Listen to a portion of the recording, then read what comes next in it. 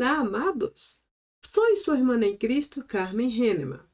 Y aquí estoy hoy para traerles la parte 3 y final de nuestro tema de discusión en Pedro, ¿tú me amas?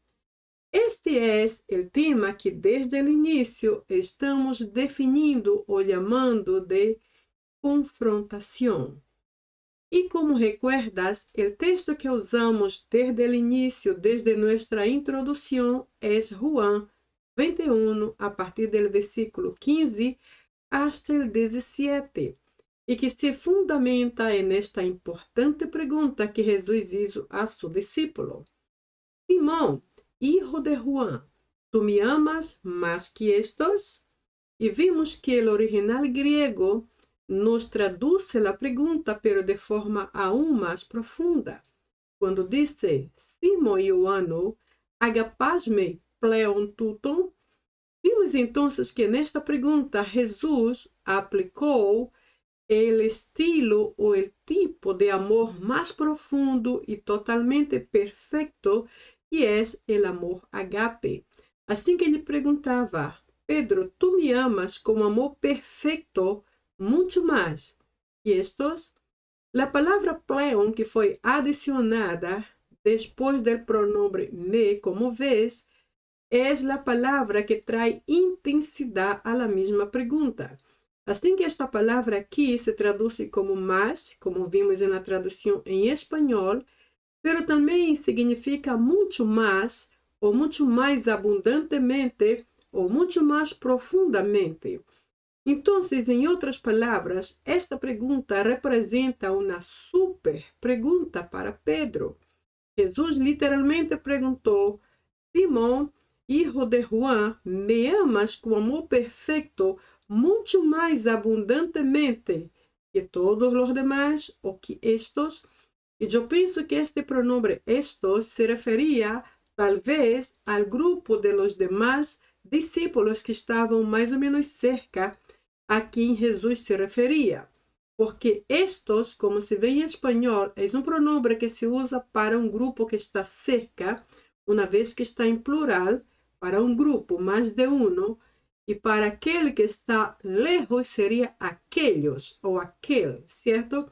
Então, eu penso que os demais discípulos estavam cerca e Jesus se dirigiu a apenas uno, chamado Pedro, e le hizo esta importante e necessária pergunta.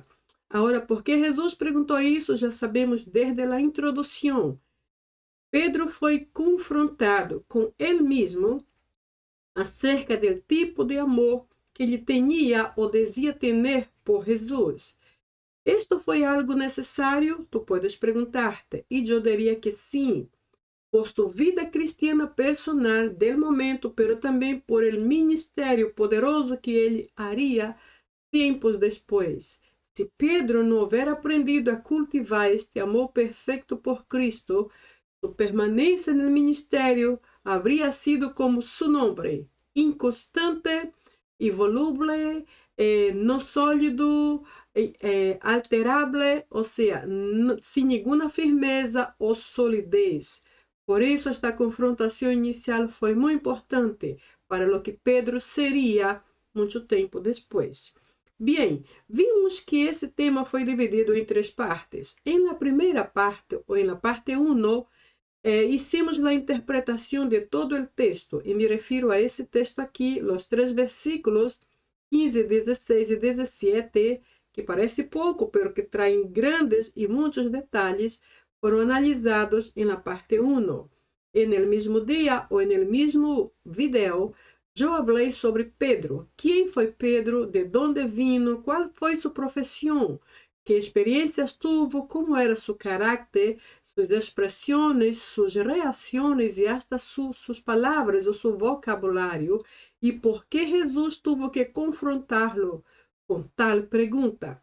Vimos todo isso em la parte 1 de nuestro video, que foi o primeiro video depois da introdução. Em la parte 2, que vimos semana passada, hicimos a diferença entre ovelhas e cordeiros. E vimos então, em uma igreja, quem são as ovelhas e quem são os cordeiros. Será que eles são o mesmo? Será que oveja é cordeiro e cordeiro é oveja? E em caso de não ser, então, como tratar com cada um deles? Que estratégias usar para trabalhar com as ovejas e com os cordeiros? Como se deve desenvolver o crescimento espiritual de cada um? De que forma se podem ajudar um e outro? Tudo isto vimos no vídeo da semana passada, parte 2. Também vimos que é pastorear e apacentar.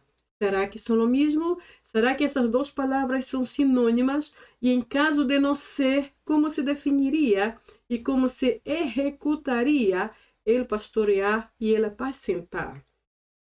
Además, vimos quem é o pastor ou quem pode ser o pastor, de que depende este chamado do pastor.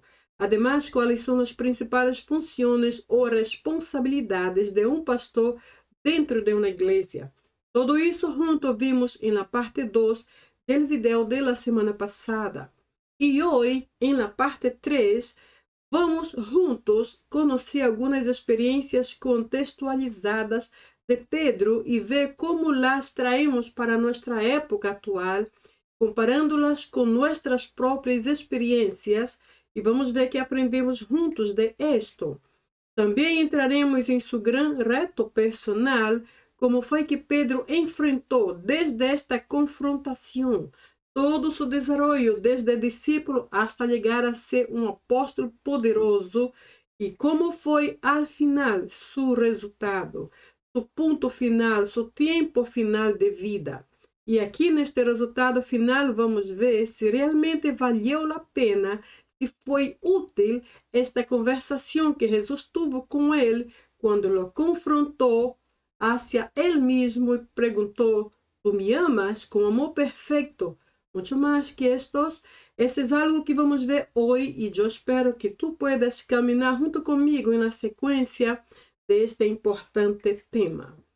Então, regressando a nossa pergunta base, que é somente o versículo 15, porque é a pergunta mais completa, uma vez que é a única que inclui a palavra pleon, que é o mais abundantemente, mais completamente, mais profundamente ou muito mais que outros.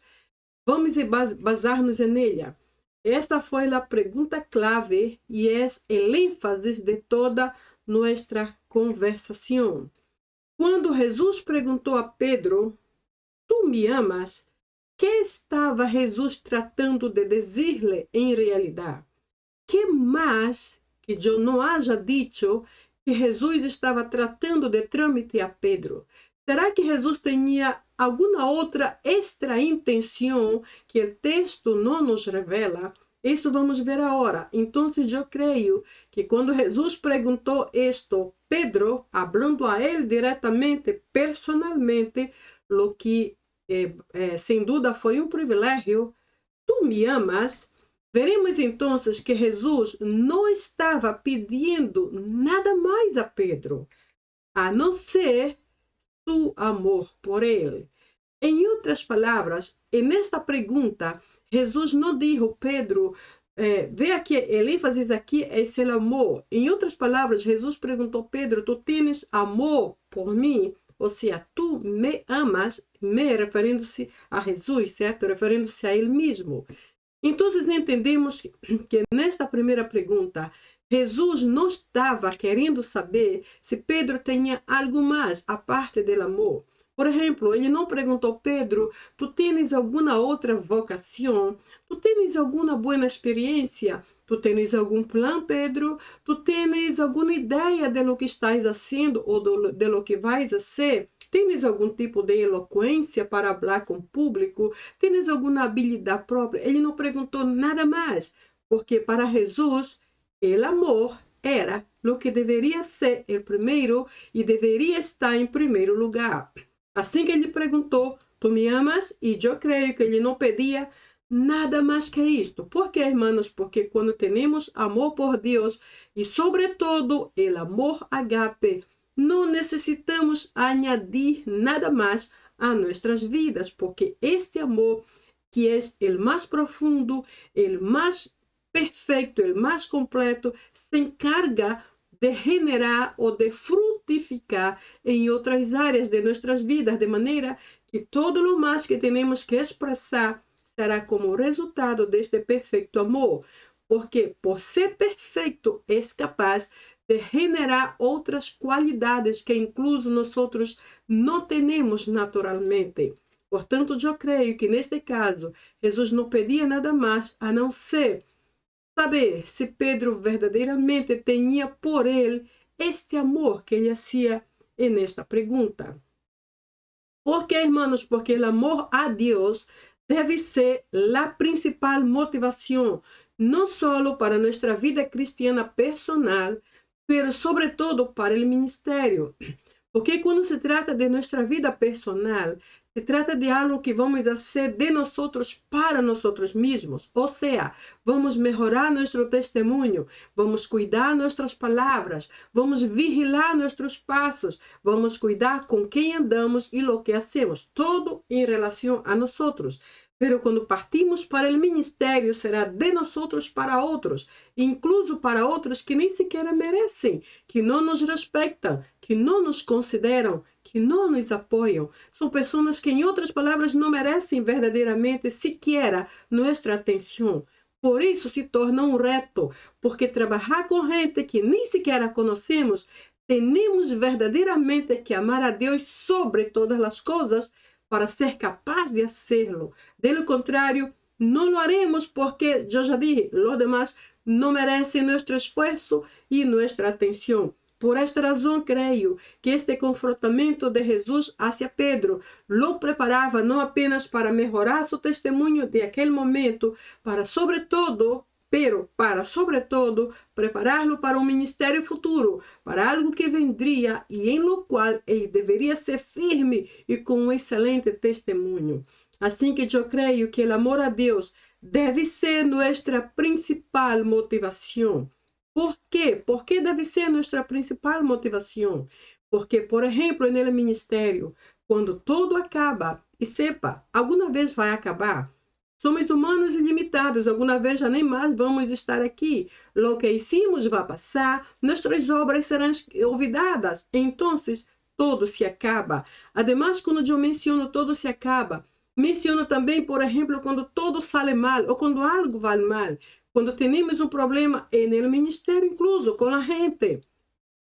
Quando os amigos desaparecem de nosso caminho, quando os inimigos se multiplicam contra nós, quando chegam as necessidades e tocam nossa porta, porque se há uma coisa que enfrentamos é necessidade de vez em quando a enfermidade nos acecha, o corpo, a saúde, quando a soledade chega, e sepa, não são só os que não conhecem a Deus que se sentem solitários, os ministros também se sentem.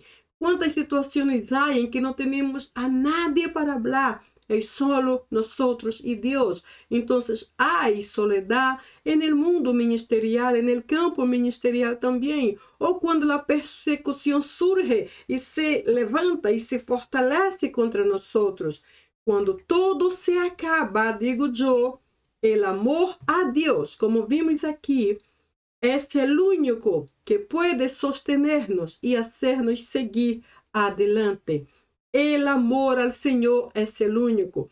¿Por quê? Porque quando se trata de dar a outros, de compartilhar, de dividir nossa vida, de gastar nossas energias, nosso tempo, nosso interesse e hasta as poucas possessões que temos, hermanos, se não amamos a Deus, não seremos capazes de fazê-lo. Además, quando todo se acaba, como dije, quando há enfermidade, necessidades, tribulações, persecução, os inimigos e tudo mais, as calúnias, as mentiras e todas essas coisas que tanto nos molestam, se nós não amamos a Deus sobre todas as coisas, e se não é com este amor perfeito que permite que Deus esteja allá em seu primeiro lugar sempre, sabe o que vai passar?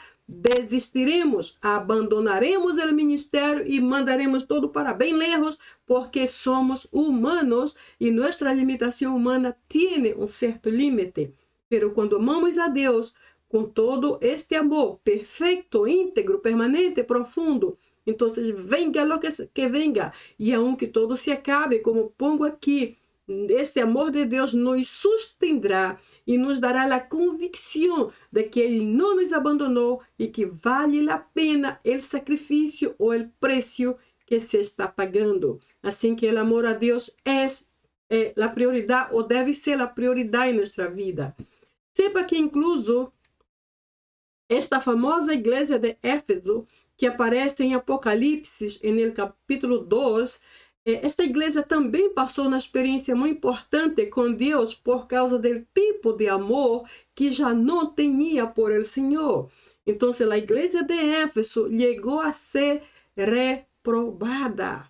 Sabes que existe alguém reprovado? É alguém que perdeu o lugar, perdeu as bendições, perdeu a credibilidade de los demás e, pior aún, perdeu a mesma credibilidade de Deus.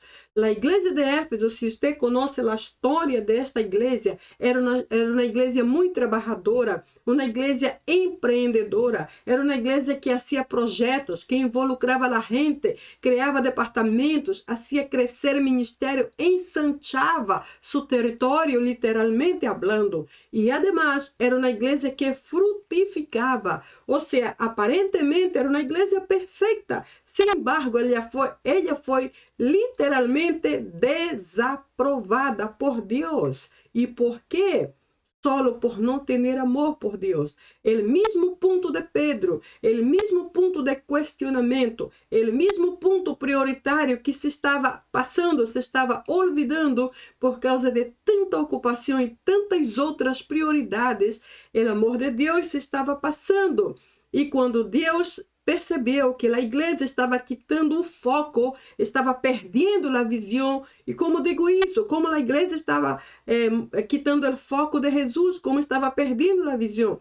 Porque a igreja de Éfeso, como já dije, era uma igreja muito empreendedora, trabalhadora, criativa, sabia como trabalhar em equipe, como multiplicar-se entre eles. Mas com o tempo, aparentemente, a igreja aprendeu a ser uma igreja profissional. Porque aprendeu, suas experiências começaram a crescer, a tomar raízes, a desarrollar-se, a tornar-se sólidas e muito fortes. Então, aparentemente, a igreja começou a avançar nesta direção de boa experiência, de crescimento e madurez, e começou a depender menos de Deus, porque aprendeu mais e mais e mais como fazer bem as coisas. Chegou um ponto de que eu imagino que a igreja nem sequer pedia a opinião de Deus mais. Senhor, que pensas disso? Que haces tu como pensas tu deste projeto? És tu vontade? És tu querer? És tu plano?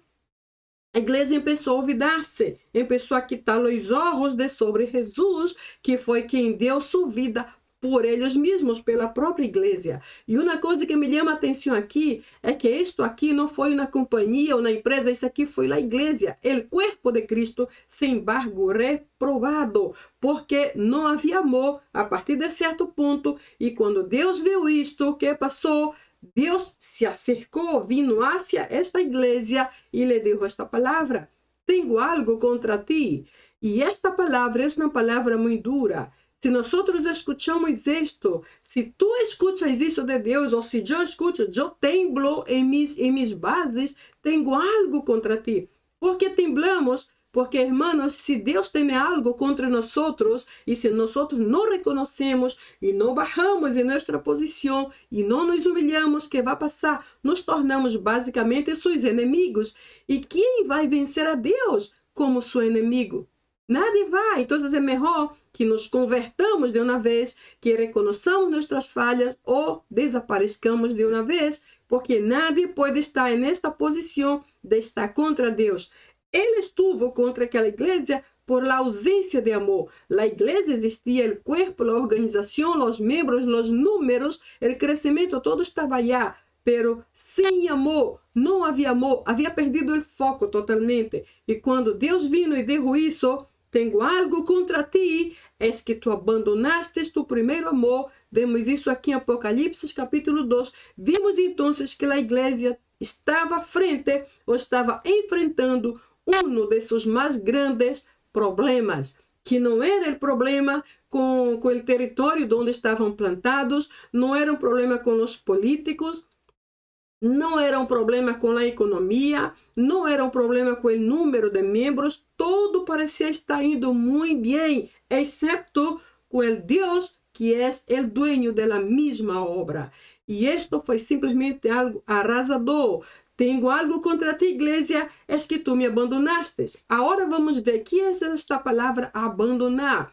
Como entendemos este verbo? Abandonar literalmente é dar as espaldas. Abandonar é voltear a cabeça ao outro lado, é ir em outra direção ou em direção contrária àquela que Deus dijo ou nos mandou ir, é ir em direção oposta.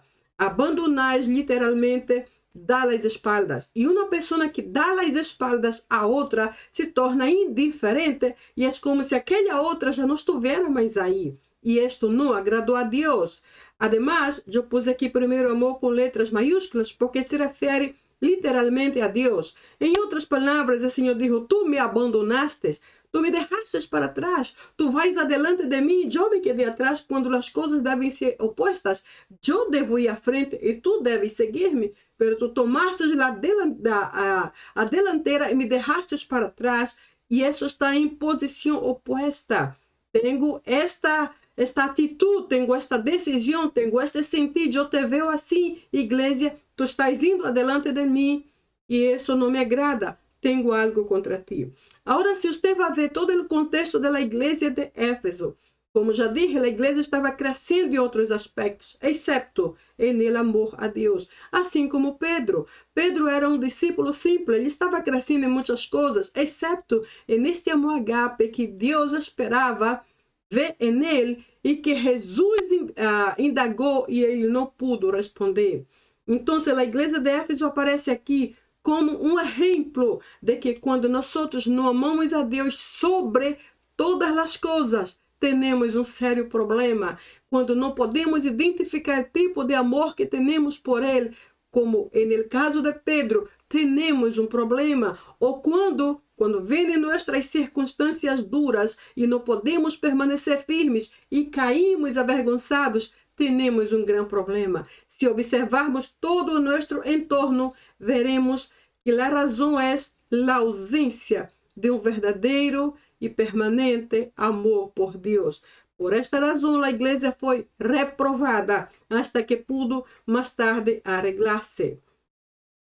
Veremos então que o amor a Deus, a Ele especificamente, deve ser nossa maior motivação, ou nossa mais grande motivação, ou nossa grande motivação para ser sua obra.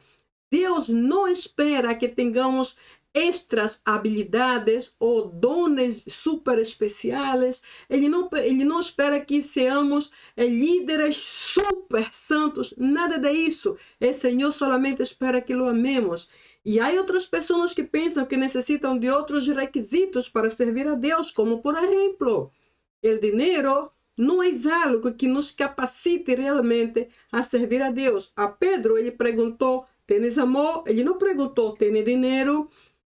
Nem a fama tampouco, nem a posição, nem as credenciais ou os títulos, não os benefícios, tampouco os privilégios, as multitudes ou qualquer outro destaque social é o que vai realmente preparar-nos e declarar que estamos listos para a obra. Não se pode. O amor de Deus deve ser a prioridade. Pero sabe de uma coisa, irmãos, nesta atualidade, há muita gente que para sair ao ministério, para dizer sim, Senhor, é-me aqui, primeiro pergunta quanto me vão pagar, de quanto será meu sueldo, como vão pagar, vão enviar-me direto à conta ou alguém vai vir, como vou eu ser coberto economicamente. Parece que a primeira motivação é o dinheiro. E quando o salário é pequeno ou quando não corresponde ao muito trabalho que se tem que fazer, normalmente há uns ministros por aí que dizem, oh não, isto não é para mim, mande a outro, a alguém mais que não estudou muito, a alguém mais que está iniciando como ministro, a alguém mais que não aprendeu, mande esses que pague qualquer coisa, porque eu sou o ministro tal, eu mereço um grande sueldo. Para muitos, o dinheiro é a motivação principal para sair ao ministério. A outros, a fama. E é a fama. é el querer aparecer como se fosse um artista, como se fosse uma estrela. E Deus não nos chamou para isso, mas bem, o ministro é o que paga, às vezes, os preços mais pesados, mais caros, incluso que nadie vê. O Senhor nos chamou para vencer as escondidas de los ojos de la multitud ou de las multitudes. Sin embargo, para muitos, a fama é a principal motivação. Outros, a posição, les gusta estar em posição alta, aparecer na televisão, em los periódicos mais importantes da cidade, passar por entrevistas e tornar-se famoso, bueno, na posição, eu sou agora o pastor, eu tenho que aparecer, a cidade tem que conhecer-me. E esse não deve ser nossa principal motivação, porque um dia esta posição vai cair também e não sei então aonde esses ministros vão parar. As credenciais e os títulos. Há pessoas que pensam que suas credenciais são mais importantes do que sua própria integridade. E então, quando cometem um erro, quando fazem algo ilegal, como por exemplo um acidente de auto, em lugar de reconhecer eu cometi um erro, eu não obedeci a lei de trânsito, eles rapidamente sacam sua credencial. Mire aqui, eu sou de tal denominação, eu ocupo este posto, eu sou uma pessoa muito importante em minha cidade, como se a posição, as credenciais foram mais importantes. E outros aí aún dizem, aquele que não estudou, que não tem credencial, este não merece, a palavra é esta, não merece ser um pastor. Como se ser um pastor, ou um obreiro, ou um ministro de Deus, fora uma questão de merecimento. Quando na verdade é o oposto, porque não merecemos, porque somos os mais miseráveis da terra, o Senhor nos chama para ser aquele que nadie mais quer ser. E é um privilégio, aunque não tenhamos nenhuma preparação, é um privilégio ser chamado por el Senhor, que é dueño de la mies, para hacer su obra juntamente com Ele. Pero não é essa a mentalidade de aqueles que esperam por fama, posição, credenciais ou títulos. Eles pensam que todas essas coisas são superiores ao chamado que Deus lhes hace. Os benefícios, isso então nem hablasse.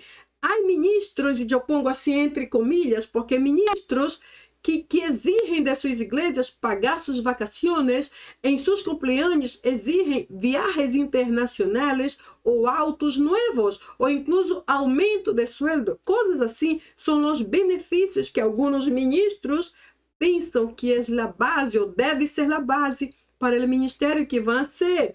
E outros os privilégios. Há ministros que não aceitam qualquer coisa de regalos, incluso alguns que, muito mal hecho, subem ao púlpito e dizem, oh, porque esta pessoa me deu isso, não é bom regalo, eu prefiro este regalo de aquela outra, porque e empeçam a dizer coisas, porque pensam que são dignos de privilégios. Hermanos, Deus nos chamou para ser hasta los últimos de la humanidade, para ser os últimos de la linha, para ser os últimos entre as gerações. Porque os últimos, porque em frente a nós há multitudes que necessitam escutar sobre Cristo. Se nos concentramos em nossos privilégios, seremos os mais inúteis da terra. E o Senhor não nos chamou para isso.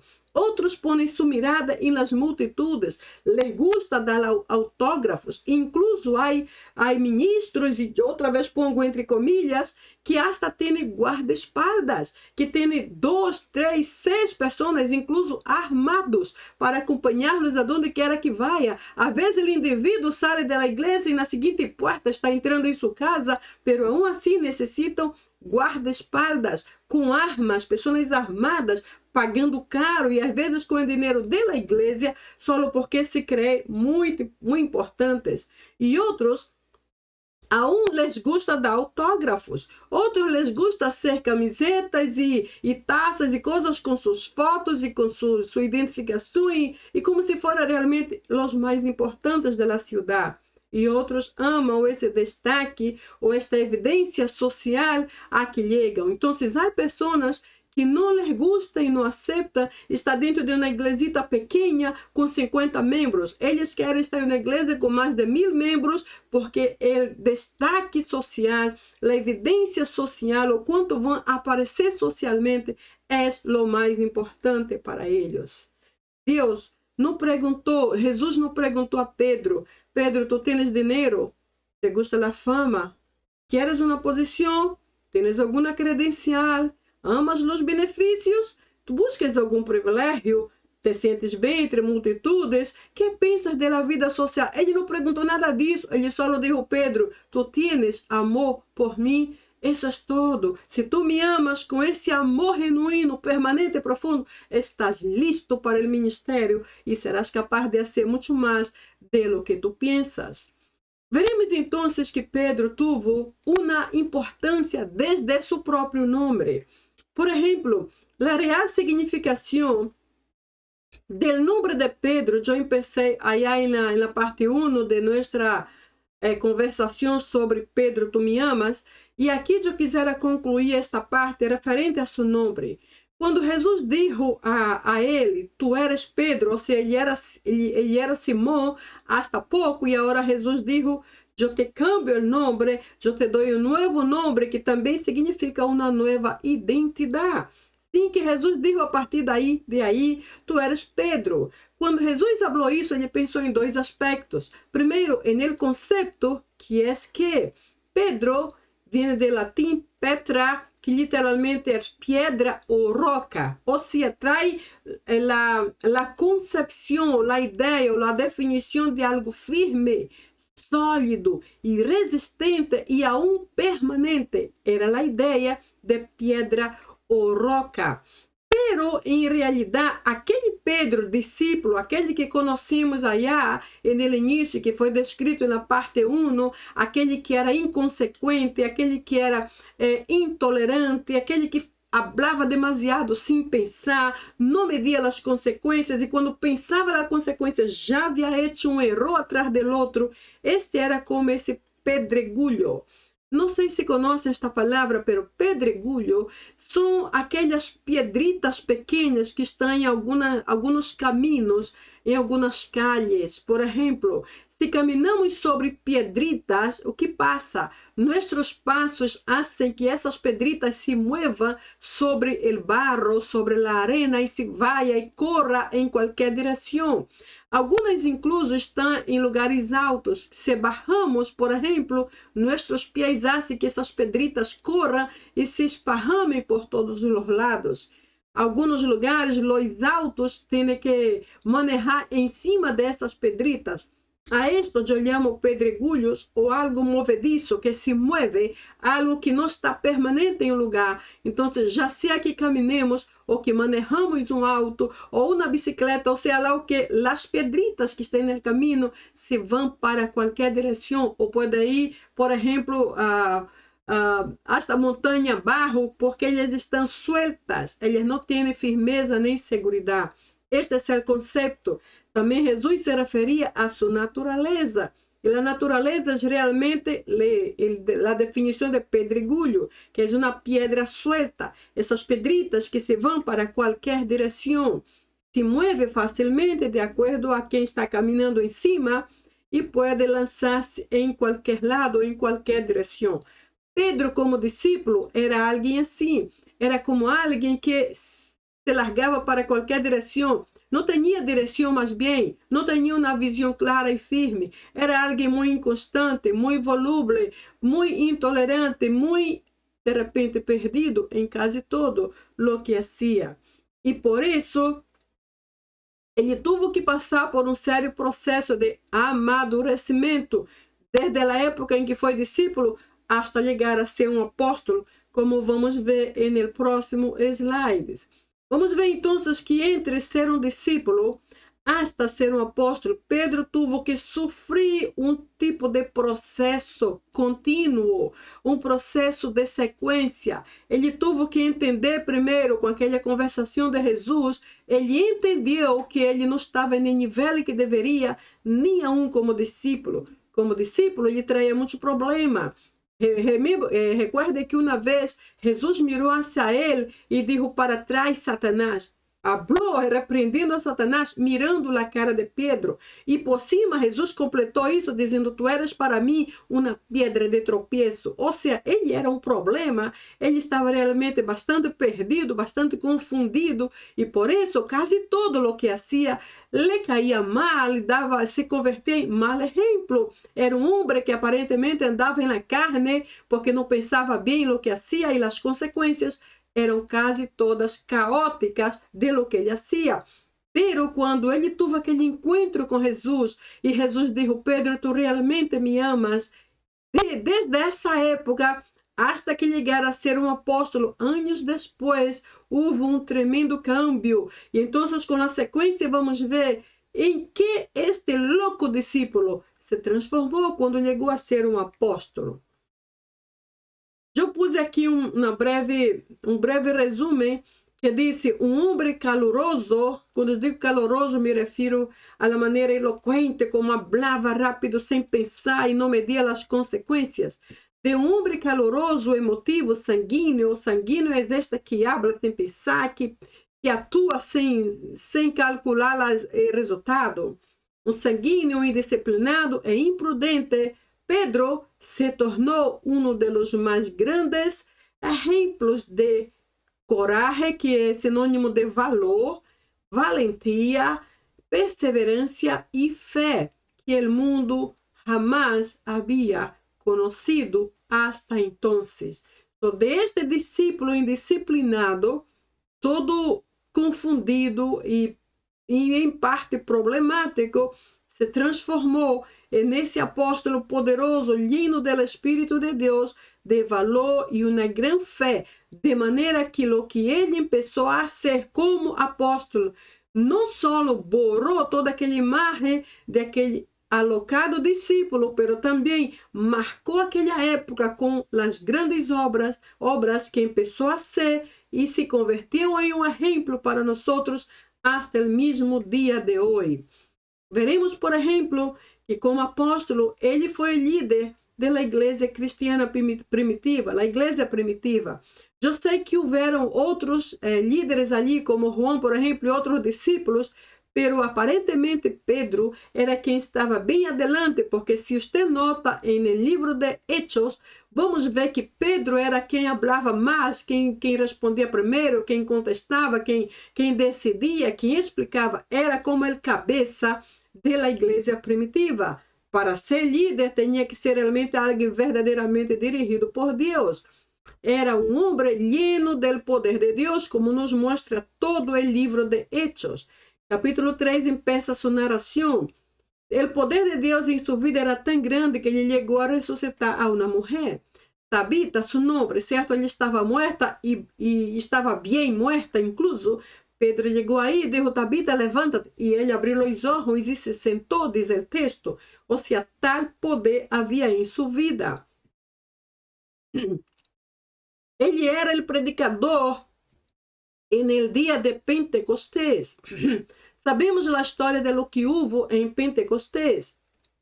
Havia uma multidão reunida e de repente, quando o Espírito Santo vino ou chegou em abundância, todas as pessoas presentes, as que são relatadas em Hechos, capítulo 2, começaram a falar em novas línguas e mientras falavam em línguas diferentes e todos os demais entendiam como se fossem suas próprias línguas ou idiomas. Aparte de isso, também tinham visões como de flamas de fogo caindo sobre a gente. Ou seja, o lugar estava completamente lleno da presença de Deus. Lemos isto em Hechos capítulo 2. E quem era o líder, ou quem estava falando ou predicando? Provavelmente Pedro, porque no versículo seguinte, texto, o livro menciona que quase 3.000 pessoas se arrependeram e foram bautizadas, porque para serem bautizadas antes tiveram que ser arrependidas, certo? Ou receber o Senhor como Salvador, ou decidir cambiar de vida, ou reconhecer seus pecados. Algo teve que ocorrer para que então foram bautizadas. O texto menciona que quase 3.000 foram bautizadas e quem estava falando, Pedro, se leemos aí e vê que está em sequência, o Pentecostés, no mesmo capítulo 2, em que os 3.000 decidiram bautizar-se. Do versículo 1 a 36 narra a experiência do Pentecostés e todo esse imenso poder. E a partir do versículo 41, que é a sequência, então, mais de 3.000 são decididos para o bautismo. Então, há uma sequência e isto me hace pensar que Pedro era quem estava predicando ou hablando momentos antes do Pentecostés e foi o que seguiu hablando depois do Pentecostés, de maneira que toda esta multitud de quase 3.000 decidiram bautizar-se ou arrepender-se ou cambiar de vida. Ele foi quem repreendeu Ananias e Safira quando, resultando na morte de ambos. Sabemos dessa história. A igreja primitiva tinha um bom hábito de compartilhar todo o que tinham com todos. Então, eles tinham um acordo. Eles traíam e compartilham. Se tinham algo para vender, vendiam e traíam o dinheiro e entregavam aos apóstolos, incluindo a Pedro. E Ananias e Safira, então, prometeram vender algo e trazer dinheiro aos apóstolos. E venderam, e quando regressaram, mentiram e disseram, bueno, isto foi tanto, pero então te dou tanto. Quando chegou delante de Pedro, Pedro foi quem falou com eles dois e disse, pero que hiciste? Aquello era tuyo. Se não querias dar, não havia problema, porque era tuyo. Ou se querias dar menos, também poderias haver dicho, era tuyo, o dinheiro era tuyo. Pero não decidiste nem por uma coisa nem por outra. Tu veniste hacia nós com uma mentira. Não mentiste a nós, tu mentiste a Deus. E bum, caiu morto o primeiro. Minutos depois chegou o outro e caiu morto ali. Ou seja, o pecado aqui, que foi a mentira, resultou em morte. E isso combina plenamente com o que diz Romanos, que o salário do pecado é a morte, ou a paga do pecado é a morte. Porque a morte desagrada, porque a mentira desagrada a Deus, por isso a consequência é a morte. Pero quem falou com Ananias e Safira? Pedro. Vemos então que basicamente todo o livro de Hechos informa sobre os grandes milagros realizados por Pedro. Eu pus isto aqui porque verdadeiramente não há espaço nesse slide aqui para mencionar toda a lista de los grandes hechos de Pedro como apóstolo. Por isso eu disse quase todo o livro, se você vai analisar todo o livro de Hechos, que está mencionado aqui algumas vezes, todo ele, de uma e outra parte, como em sequência, vai mencionando o que Pedro hizo depois que foi lleno do Espírito de Deus. Ele era quem se hizo referência de sanar os enfermos, incluso com sua sombra, capítulo 5. Eu particularmente penso que a sombra de Pedro não realmente sanava. Eu não creio que isto foi literal. Eu penso que isto foi uma menção, uma referência que os enfermos que estavam ao redor hicieron. Porque haviam enfermos, muito enfermos, que nadie podia sanar. E eles já estavam escutando de los grandes milagros de Pedro ao redor del área. E então, em seus corações, surgiu um intenso desejo, de tal maneira que diziam, se por lo menos Pedro caminhara por aqui e se sua sombra me tocara, eu sei que seria sanado. Então, eu não creio que eles foram, eu penso que foi um desejo intenso de que isto ocorrera por causa do estado caótico de sua saúde. Pero de uma ou de outra forma, nadie hizo esse tipo de referência a outro apóstolo, pero lo hicieron a Pedro. ¿Por quê? Porque ele era verdadeiramente outro homem, agora lleno del poder de Deus. As experiências de Pedro, de altibajos e vitórias e derrotas, da época em que ele era discípulo, nos mostram que Deus nunca desiste de nós. Veja, se você observar outra vez aquela parte 1 desse tópico, você vai ver, eu pongo ali uma lista de coisas, de desastres de Pedro, que tu vais ver e vais admirar-te por el hecho de que ele não era um cristiano qualquer, ele era um discípulo bem cercano de Jesus, ele estava na presença do mesmo maestro. Hoje, por exemplo, nós estudamos teologia ou missionologia ou outro curso teológico em la escola com outros maestros.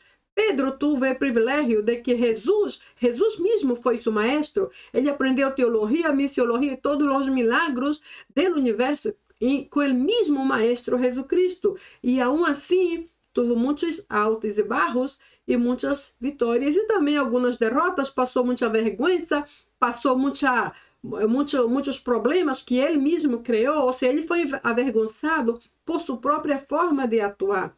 Pero, sem embargo, aunque ele era um desastroso, aqui o texto nos diz, ou a palavra que eu pongo aqui, nos mostra que Deus nunca desistiu de ele, assim como jamais desiste de nós outros.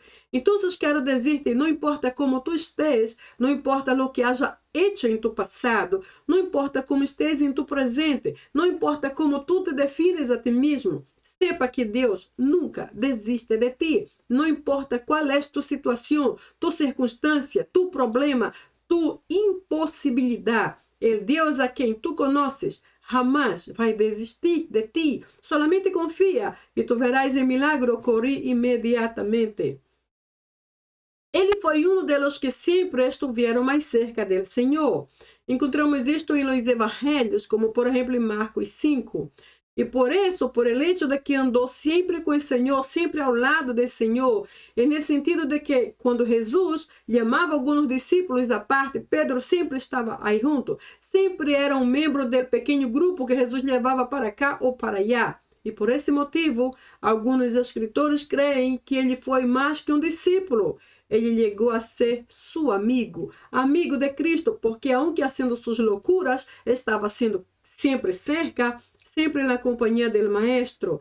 E apesar de seus defeitos e tudo, Pedro sempre foi muito espontâneo, sempre foi assim muito honesto, dizia as coisas de frente, não pensava muito, e ademais sempre foi alguém que manifestou uma certa tendência ao liderazgo, ou seja, parecia que ele tinha uma certa habilidade em liderar, e isso trabalhava bem ao lado de Jesus.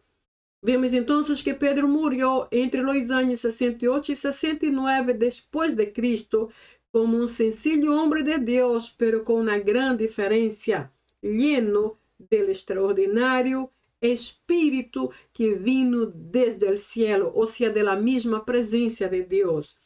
Quando isto ocorreu, quando ele se submeteu a este processo de intenso câmbio, de discípulo todo alocado para um apóstolo lleno do Espírito de Deus. E, hermanos, este é o plano que Deus tem, tanto para ti quanto para mim. Não importando nossos muitos defeitos, Deus está muito disposto a seguir trabalhando conosco. Uma coisa que eu trago aqui é por que Jesus chamou a Pedro por seu nome completo. Por que ele não disse solamente Pedro, tu me amas? Por que ele disse Simão, hijo de Juan? Ou seja, todo o nome completo, incluindo o nome de seu padre. Simão, hijo de Juan. Atualmente já não se vê mais esta estrutura de pergunta, certo?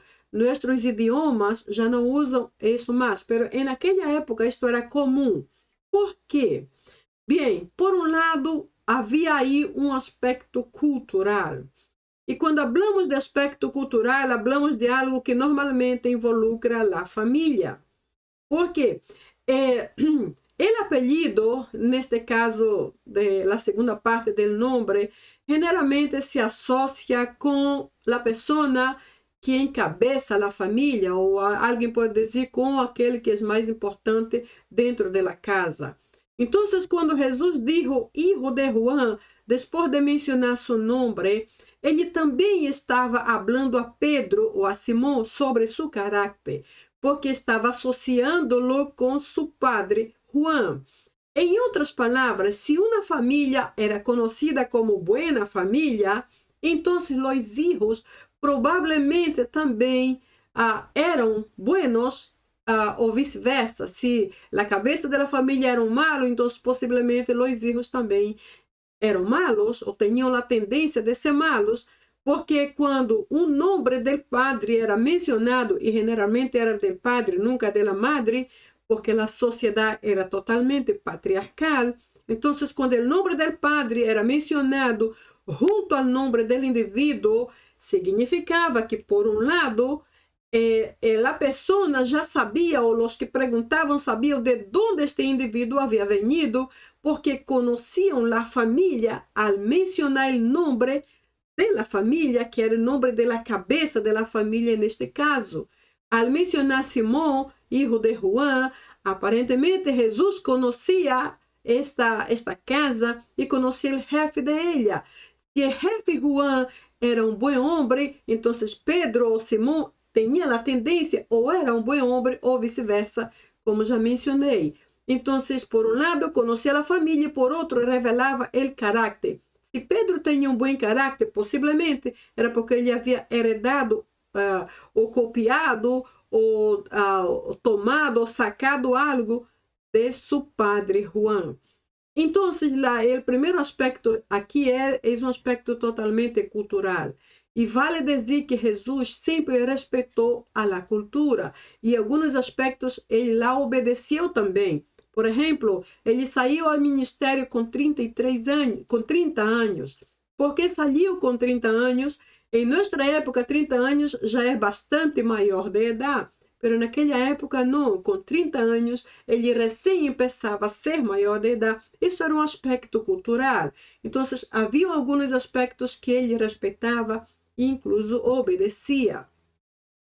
Por outro lado, houve aqui um propósito ministerial. De que forma? Vamos ver, Simão significava algo positivo, mas também significava algo negativo. El positivo, como vimos allá na parte 1 de nossa série, vimos que Simão significava literalmente el que oye ou el que oyó. Isso vimos na parte 1 e 2.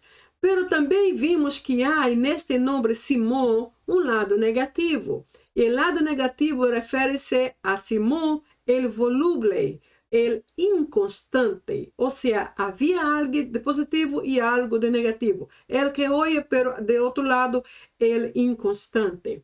Então, Jesus disse, bueno, a partir de agora, tu serás Pedro. Ou seja, Jesus cambiava não só a fama de lo que ele era, um inconstante, um volúvel, mas também cambiava em parte sua identidade, porque nosso nome representa nossa identidade.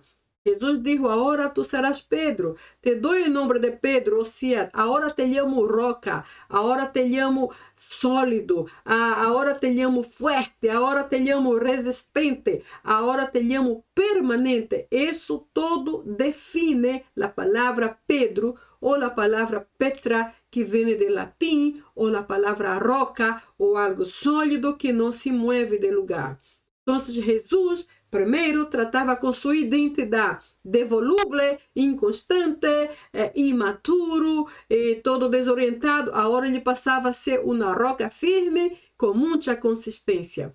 Ademais desse ponto, Jesus também já pensava no futuro de Pedro, porque Pedro seria o apóstolo que lideraria a igreja primitiva, e Jesus já sabia disso. E, por lo tanto, ele enfrentaria possivelmente grandes desafios, enfrentaria persecuções, ataques de todos os lados possíveis, e tanto das autoridades políticas como também de pessoas ou líderes religiosos que não aceitariam suas doutrinas. E para manter-se firme frente a toda esta oposição e firme no propósito de Deus, havia planeado para ele um futuro sólido e resistente, assim como definia seu nome.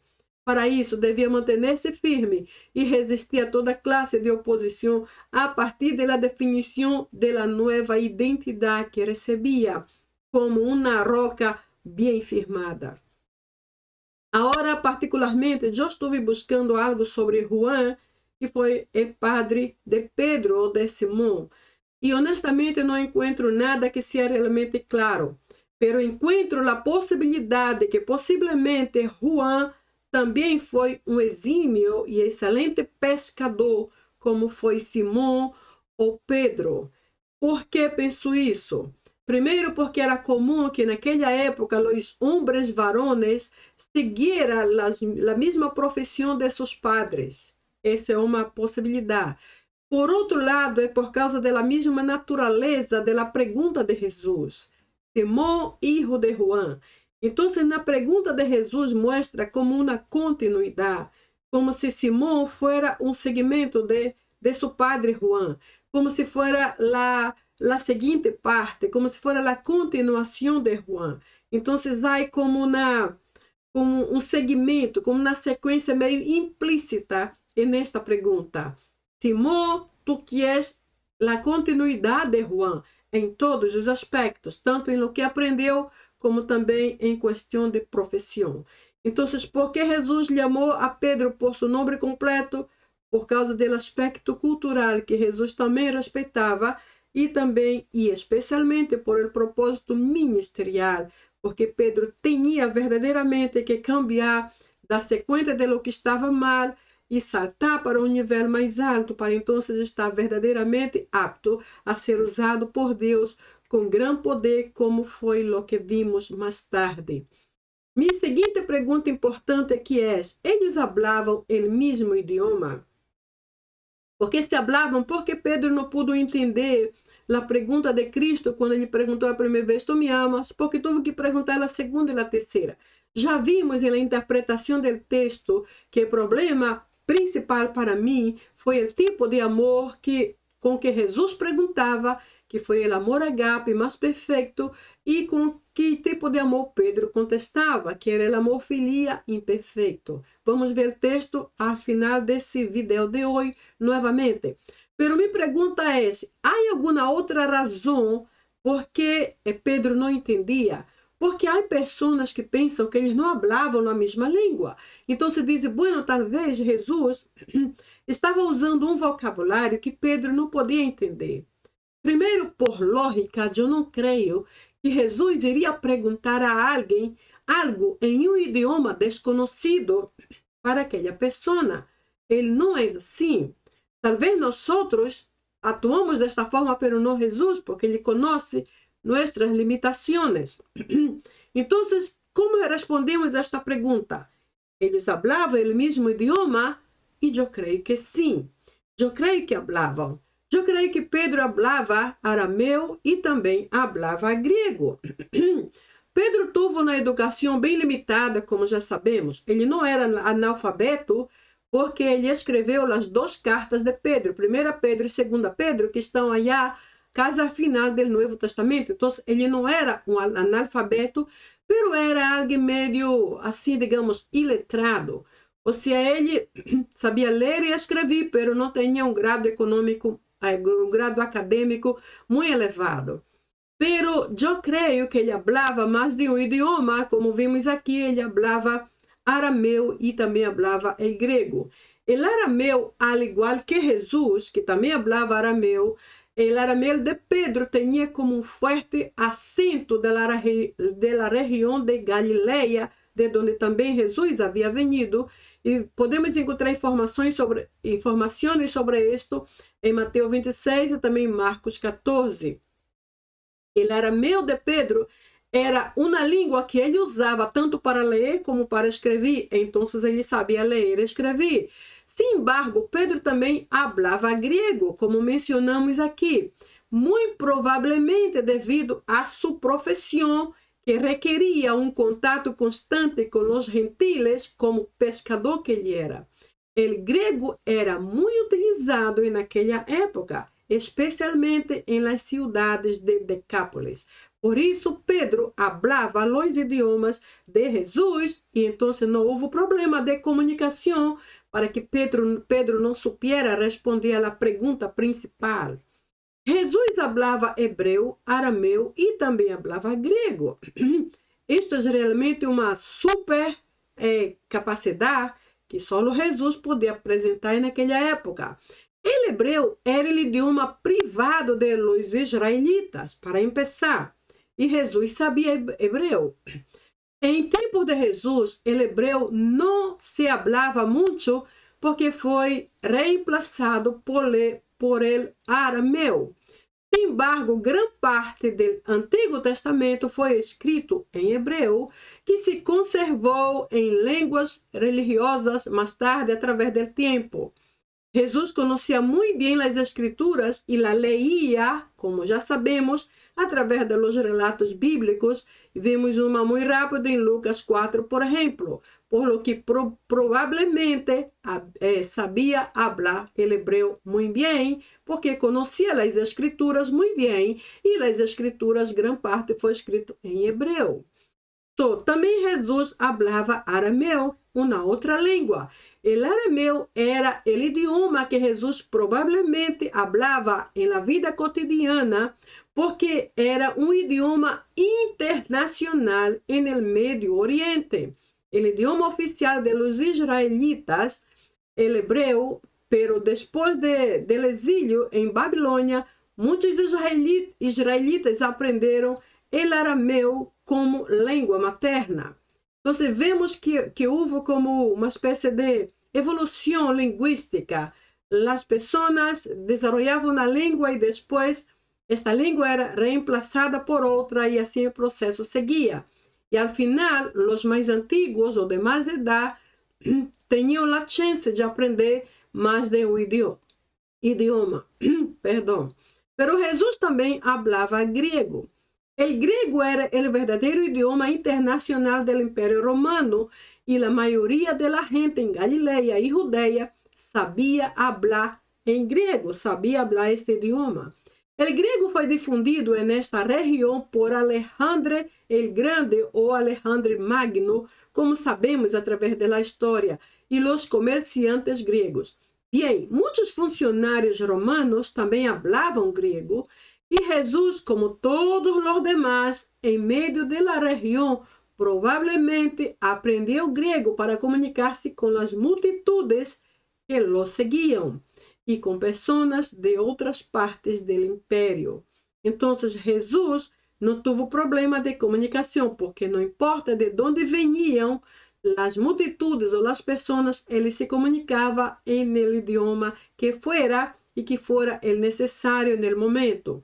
Então, vemos desde aqui que Jesus e Pedro falavam arameu e também falavam grego. Aquele texto de João 21, 15 a 17, que foi quando houve esse momento de discussão entre Jesus e Pedro, discussão que eu digo, aquela conversação e aquela confrontação de Pedro para Pedro mesmo, vimos que o idioma usado foi o grego, porque o Novo Testamento foi escrito originalmente ou por primeira vez em idioma grego. Assim que Pedro entendia muito bem o linguagem e vocabulário de Cristo, não houve problema para entender sua forma de expressar-se, porque ambos falavam o mesmo tipo de grego. Vamos ver então que provavelmente a razão por que Pedro não entendeu, isso aqui é como uma conclusão que tenho para esta pergunta, foi qual? Porque Pedro não entendeu e não pôde seguir o mesmo nível de linguagem. Então, depois de tudo que explico, possivelmente uma das razões foi a confrontação personal. Eu pongo aqui como uma pergunta, porque isto aqui é minha opinião.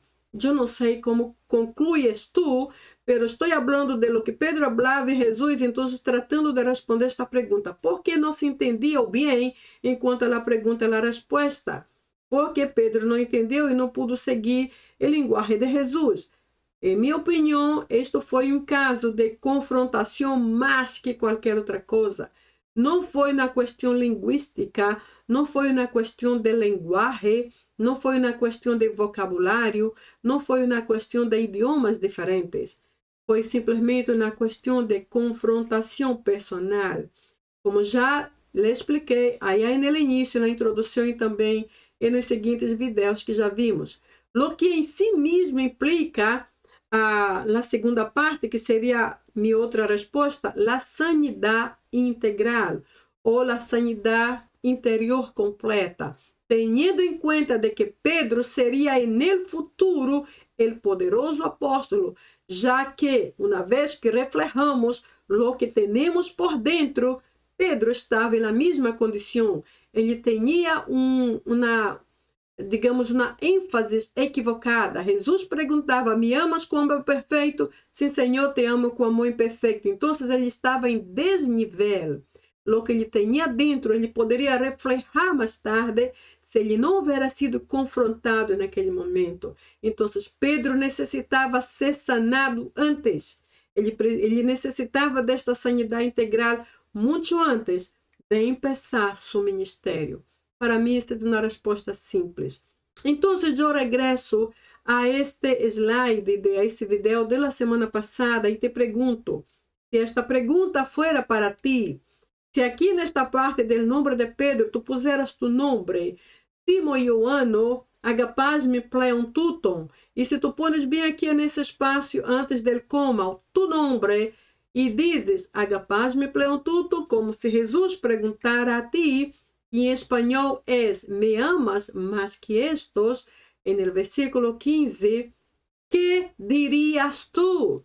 Eu já pensei em mim mesma, se Jesus me perguntara, eu não sei, ahorita não sei como diria, talvez eu dijera tão rápido quanto Pedro, sim, Senhor, tu sabes que te amo, pero talvez não dijera nada. Talvez inclinaria minha cabeça assim um pouco avergonçada pelo que ainda poderia descobrir dentro de mim. Ou talvez diria, bueno, Senhor, eu regresso amanhã com a resposta, porque não é uma pergunta fácil de contestar. Me amas com amor perfeito? Esta parte já é, assim, impactante. E encima, muito mais que todos os demás, é doblemente impactante. Não é uma pergunta fácil de responder, bum. E Pedro, como era um sanguíneo, todo desastroso, sim, Senhor, tu sabes. E todas as vezes dijo a mesma coisa. O caso é, se Jesus nos perguntara, tu me amas? Com esse amor perfeito, então diria a ele, a nós, lo mesmo que dijo a Pedro. Então, se tu me amas com este amor, apacenta mis cordeiros, ou seja, haz mi obra. Se tu dizes que me ama, haz algo para mim. Además, pastoreia mis ovejas. Ocúpate del ministério. Sé um cristiano de verdade. Empieza a falar de mim para outros. Com quantas pessoas tu andas durante o dia que nem sabem que eu existo, não sabem nada sobre sua eternidade, nem sequer entendem que existe o cielo e o inferno? O que estás fazendo com o que tu já recebiste de mim? Hermano, de uma coisa estou bem segura. Quando nós amamos a Deus, sempre queremos fazer algo para agradar-lhe. E muitas vezes o único que temos que fazer é falar dele a outros. A quem? A nossa família, a nossos amigos, pessoas com quem trabalhamos, pessoas com quem estudamos, nossos vizinhos, a pessoa que está do outro lado da calle. Ou seja, há muita gente a nosso alrededor a quem devemos, sem dúvida, falar de Cristo.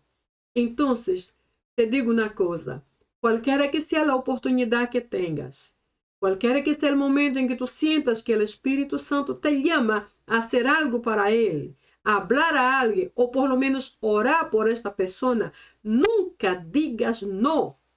Nunca digas não. Porque se lo haces, estás dizendo não ao mesmo Deus. Recuerda Isaías, quando o Senhor, Deus perguntou, a quem enviaremos? Quem há de ir por nós? Isaías saltou na mesma hora e disse, eis-me aqui, Senhor. Eis-me aqui, envia-me a mim. Nunca digamos não, porque isto é um privilégio servir ao Senhor. Aunque penses que não vai lográ-lo, nunca jamais diga não. Diga sim, Senhor, aqui estou. Porque não vou dependendo de mim mesmo, eu vou dependendo de ti. Por isso, aqui estou, manda-me a mim. Agora veamos. Eu quero novamente repetir aquelas perguntas que te deixei na semana passada. Has descoberto já para que Deus te chamou ou em que Ele pode usar-te? E eu não estou dizendo, não estou mencionando os ministérios como pastor, apóstolo, evangelista. Não, é simples hecho de ser um cristiano já te dá a condição de falar de Cristo a outros. Já descobriste, já sabes em que Deus pode usar-te? E também te perguntei na semana passada, o que estás fazendo para Ele ahorita, nesse presente tempo? Estás falando de Cristo a alguém? Estás compartilhando sobre as buenas novas? Estás anunciando a alguém que há uma eternidade esperando por ele ou por ela, já seja no cielo ou no inferno? Já estás falando sobre a eternidade futura? E terceiro e mais importante, quando Jesus vuelva, e isto vai ocorrer em qualquer momento, que tu darás a ele multiplicadamente. Que lhe darás de volta? en aquel gran día. Porque la Biblia dice que Jesús vendrá y todos nosotros, sin excepción, nos presentaremos delante de Él, delante de su trono poderoso. Y ahí diremos qué hicimos con nuestras vidas y con los dones y llamados que Él nos dio. ¿Qué haremos? Recuerda de aquella parábola de los talentos. Aquel Señor distribuyó talentos entre sus siervos. A uno de ellos dio solamente un talento. ¿Qué hizo aquel servo? Guardó, lo escondió porque tuvo miedo de perderlo o de malograrlo o de algo parecido. Quando o Senhor regressou, aquele servo tomou o talento e devolveu e disse: aqui está tu talento, tuve medo, não hice nada, pero aqui está íntegro, não lo perdi. Qual foi a reação do Senhor? Ele não lhe gostou, não aprovou. Só quando em nosso Jesus regressar, e os talentos que Ele nos entregou, podamos entregar-lhe por lo menos o doble. Se Ele te entregou um, retorna dois. Se te deu dois, retorna quatro. Ele espera que as capacidades e habilidades e chamado que Ele nos hizo seja devuelto a Ele multiplicadamente. Então, estás haciendo para o Senhor neste momento, a fim de acumular lo que Ele te llamó a ser. Regressamos a nosso texto original. Eu não vou explicar nada mais, porque já está explicado na introdução, primeira parte e segunda parte. Eu só vou ler algumas partes e vamos passar de aqui. João 21, no versículo 15, diz: Roteum eristesan legito Simone Petro ro Jesus, Simo Ioanno, agapasme pleon tuton. Esta é uma pergunta, certo? Ponto e coma é uma interrogação em grego. Legei autor, nai kyrie suoidas rote filose. Legei autor, bosquita arniamu. Aquilo que enfatizei foi a forma como Jesus perguntou a Pedro. Ele disse: Simão Ioanno, Simão, hijo de Juan, agapaz-me. Mire que ele agapaz vem de agape, que é amor perfeito. Agapaz-me, pleon, muito mais abundantemente, tuton, que estos. Pergunta, certo? E Pedro dijo, legaltor dijo ele, não queria, sim, Senhor. Tu oidas rotefilosi, tu sabes que amo a ti. E aún que Pedro usou o amor filéu, que é o amor imperfeito, mientras Jesus perguntava usando o amor perfeito, aún assim, Jesus dijo ao final, legaltor dijo ele, bosqueta arniamu, apacenta a mis cordeiros. Ou seja, aunque tu me ames com este amor imperfeito, haz algo em minha obra, apacenta mis cordeiros. E aqui está o texto em espanhol, como já conhecemos. Aí vem o 16. Lege autor palindeuteron. Dijo ele por segunda vez, Simo Ioanno, Simão hijo de Jonás, ou de Juan, agapaz-me. E aqui temos uma interrogação. Que vimos aqui? Vimos a diferença entre a primeira pergunta e a segunda. Em la primeira, Jesus disse, me amas com amor perfeito, muito mais, pleon, muito mais abundantemente, muito mais profundamente que todos estes. Então, Pedro disse, sim, Senhor, te amo com amor imperfeito, então, apacenta mis cordeiros. Em la segunda, Jesus já não perguntou mais com pleon tuton. Ele só disse, agapaz-me. Me amas realmente com amor perfeito e quitou esta parte pleon tuto. Por quê? Por que Jesus quitou? Porque ele já começou a dar-se conta que Pedro não podia subir a seu nível. Pedro estava bem confundido realmente, assim que não podia. Então Jesus quitou a intensidade da pergunta, que é a palavra pleon, e só disse, me amas com amor perfeito? Legue autor de ele, referindo-se a Pedro, nai kyrie, sim, Senhor, suoidas rotefilos. Outra vez a mesma resposta. Sim, Senhor, tu sabes que amo a ti, pero amo outra vez filó, que vem de filia, certo? O amor imperfeito, mientras Jesus perguntava com el amor perfeito. Tens aqui a tradução em espanhol. Aí vem o versículo 17. Legue autor totriton, dijo ele por terceira vez, Simão Ioanno, Simão, hijo de Juan, files-me, e agora está a grande diferença. Veja bem, quando Jesus perguntou por terceira vez, ele barrou completamente ao nível de Pedro. E então usou o mesmo linguagem de Pedro que ele havia usado aqui para contestar-lhe. Pedro le dijo, sí, Señor, yo te amo con amor filia, con el amor imperfecto. Pedro dijo isso na primeira vez e também na segunda. Então, na terceira pergunta, Jesus usou sua mesma linguagem, ou seja, Jesus barrou hacia ele, hacia seu nível de compreensão, e usou sua palavra, filia, que é amor imperfeito, e disse, Simão, hijo de Juan, me amas realmente com este amor imperfeito? Aunque seja com ele imperfeito, tu realmente me amas? Estás seguro? Algo assim. Interrogação, bem aqui, certo? Me amas com esse amor imperfeito? Então, el opete, que é a palavra entristecer, como vimos aqui em espanhol, Pedro se entristeceu, el opete ho Petros, hote epen autototriton, por haver él dicho por terceira vez, trito, diles-me, me amas, sempre com el amor imperfecto, cai epen auto, e dijo ele, Kyrie, Senhor, pantasuoidas, tú sabes todo o todas las cosas. Panta. Tú gnosques hote filose. Tú conoces que amo a ti. Vê que Pedro aqui sabia muito bem o vocabulário de Cristo naquele momento, assim que ele pôde usar ele saber e ele conhecer. Bem aqui ele disse, Senhor, tú sabes todas as coisas. Tu conoces. El saber trata mais ou menos del superficial. Em grego, el conocer del mais profundo. Assim que ele dijo, tu sabes todas as coisas, tanto lo superficial quanto lo mais profundo, que eu te amo. Sempre com el amor imperfeito. Legue autor Jesus. Então dijo Jesus, vos que tá probatamu, pastoreia las ovejas minhas. Se tu me amas incluso com este amor imperfeito, pastoreia mis ovejas ou apacenta mis cordeiros, como é o primeiro versículo. E vimos então que em grego há alguns términos muito especiais que definem a palavra amor.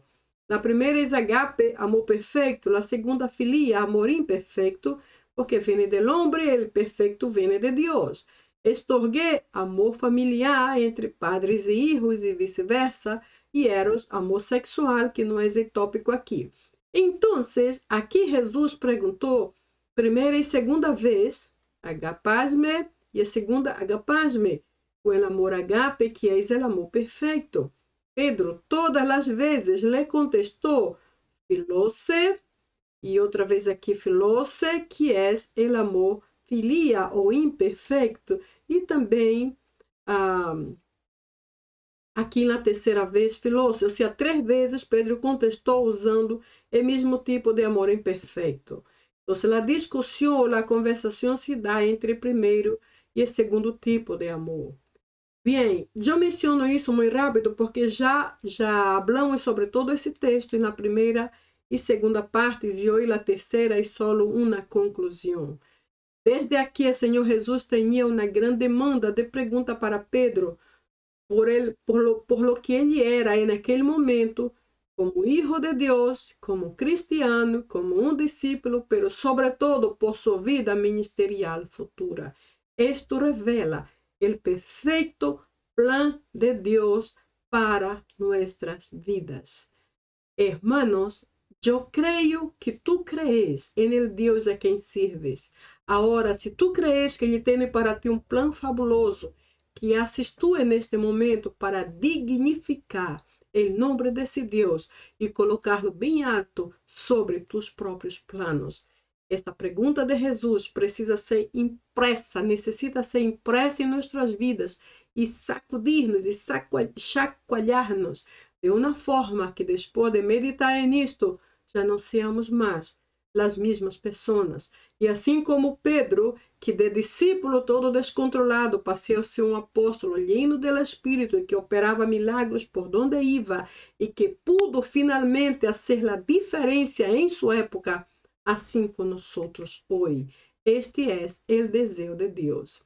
Bem, eu espero que esta profunda reflexão haya agregado algo novo a tu vida, como também a minha vida, e nos ajuda a ser melhores hijos de Deus e melhores representantes do mesmo cielo. Como a palavra do Senhor disse, los que representan al Señor delante de los demás. Y también no olvides que mientras estudiamos la palabra del Señor, más conocemos al Dios de la palabra y consecuentemente conocemos a nosotros mismos.